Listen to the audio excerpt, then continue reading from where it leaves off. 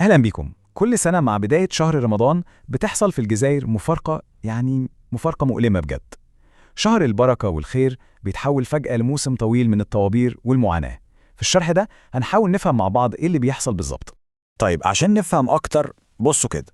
رمضان اللي المفروض إنه شهر البركة والتكافل والتراحم بيتحول للأسف في الواقع لمشهد تاني خالص.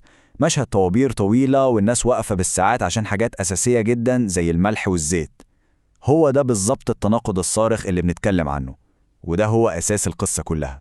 والمصدر اللي بنستند عليه هنا لخص الموقف كله في كلمتين اتنين بس: مفارقة مؤلمة.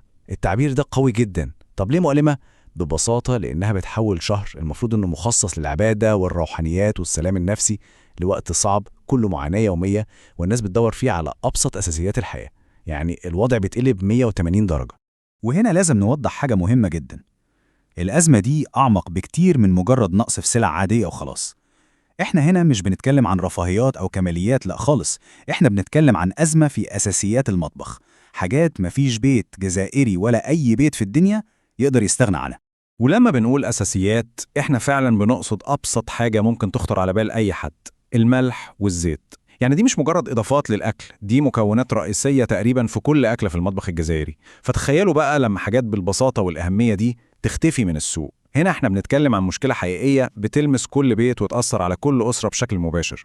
طيب، أول تفسير ممكن يجي في بال أي حد هو إن السبب ببساطة هو الاستهلاك العالي في رمضان، وده طبيعي. لكن المصدر بتاعنا بيأكد إن ده تبسيط مخل للمشكلة. القصة أكبر وأعمق من كده بكتير، وده اللي بيخلينا نسأل سؤال مهم. لو مش الاستهلاك هو السبب الرئيسي، يبقى إيه السبب الحقيقي ورا الأزمة دي؟ تمام. يبقى السؤال دلوقتي: الخلل فين بالظبط؟ أو بمعنى تاني، فين الفشل في المنظومة؟ في الجزء اللي جاي ده هنبدأ نفصص المنظومة دي خطوة بخطوة عشان نحاول نكتشف فين بالظبط حصل الخلل اللي بيسبب الأزمة المتكررة دي كل سنة.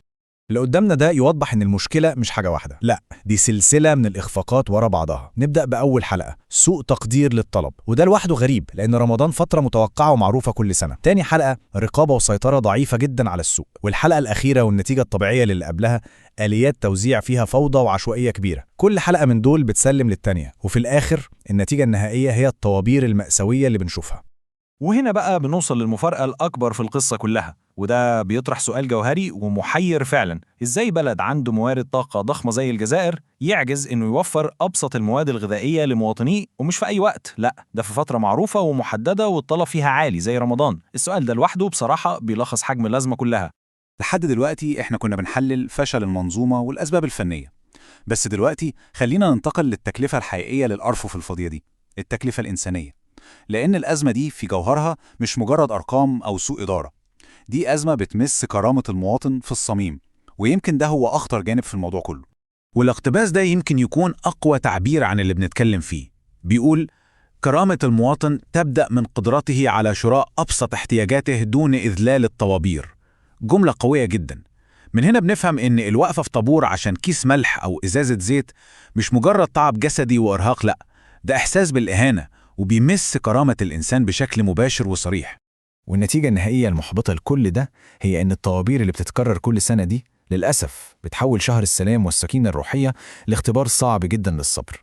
وبدل ما رمضان يكون شهر للطمأنينة والعبادة، بيتحول لشهر من القلق واللف والبحث اليومي عن أساسيات الحياة.